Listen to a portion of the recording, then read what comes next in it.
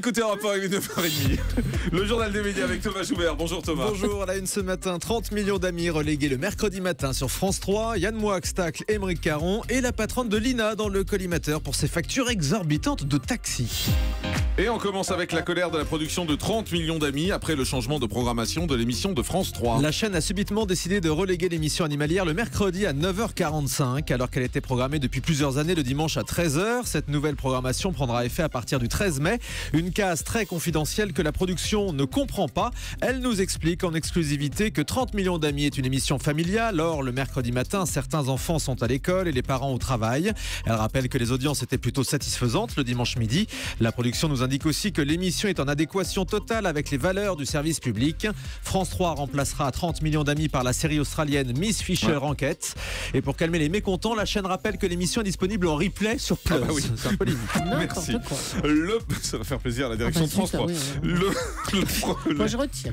D'accord. Le projet de la nouvelle présidente de France Télé rendu public. Un document de 31 pages que vous avez décidé de publier en intégralité d'ailleurs sur votre blog. Jean-Marc Delphine Ernotte détaille ses priorités pour réformer France Télé. En termes de management, elle préconise le non-remplacement des départs et une modération salariale.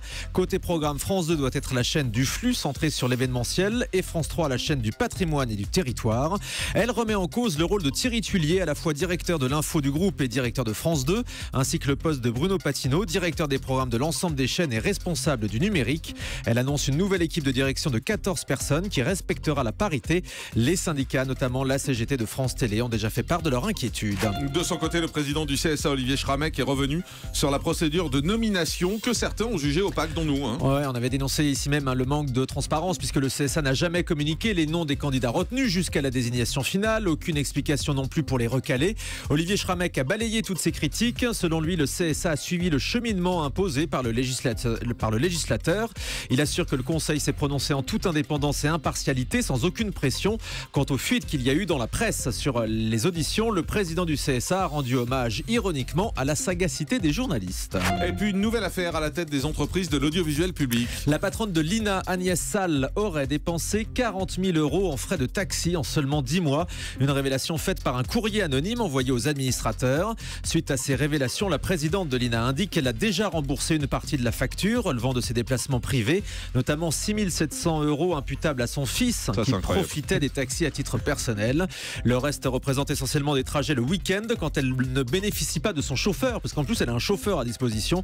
Elle reconnaît une maladresse et s'engage à rembourser les 2/3 ou 3/4 restants de la facture selon le Figaro.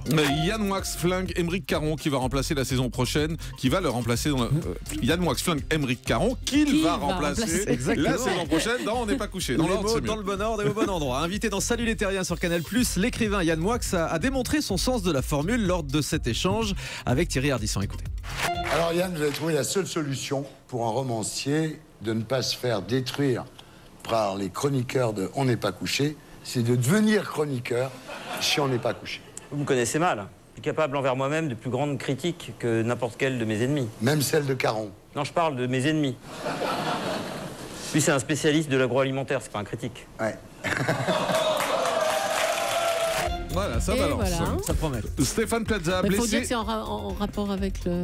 Ça fait référence au combat végétarien de Émeric Caron. Mais oui, c'est ça. Il a écrit un bouquin qui s'appelait Steak et tout ça. Voilà. Julie qui essaie de donner des explications et mais de oui, décrypter. on peut ne pas comprendre. Effectivement, heureusement que vous êtes là, Julie. Vous êtes un peu notre mémoire à tous. Je suis le complément d'information. Exactement, le complément, c'est ça. Stéphane Plaza s'est blessé dans un accident de la route. L'animateur d'M6 s'est fait renverser par une voiture alors qu'il circulait en scooter en rentrant de la pièce de théâtre qu'il joue en ce moment à Paris. Stéphane Plaza explique à TV Mag qu'une voiture a fait demi-tour sans regarder.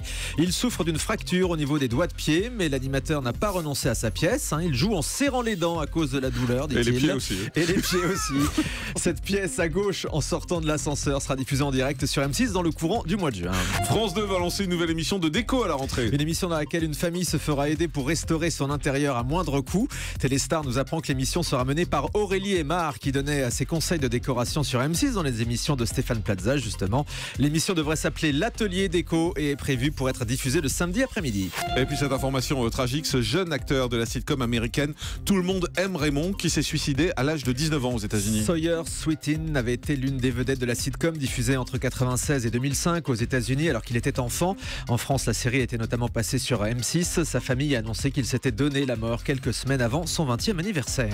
Et puis un numéro exceptionnel de crime ce soir sur Énergie 12. Une spéciale sur 2 affaires qui ont fait trembler la France. L'affaire Guy Georges, tout d'abord, celui qu'on surnommait le tueur de l'Est parisien, et l'affaire Émile Louis, le boucher de Lyon. Les équipes de crime ont retracé les 2 enquêtes qui avaient provoqué une frayeur dans l'opinion publique. C'est ce soir à 20h50 sur Énergie 12, présenté par un certain Jean-Marc Morandini. Effectivement, 4 mois d'enquête pour les journalistes pour vous proposer cette émission spéciale, donc à partir de 20h50. On termine avec le chiffre du jour. 35 000 € par an, ce serait le salaire du comédien Gilles Alma pour son rôle dans la série Nos chers voisins sur TF1, ce qui ferait environ 3 000 € par mois. Interrogé sur la chaîne Non-Stop People, l'acteur a fait cette révélation bien loin des énormes salaires des stars de la fiction de TF1 comme Mimi Mati ou Laurent Ournac. Il a même proposé qu'on vérifie ses fiches de salaire. Merci beaucoup Thomas Joubert.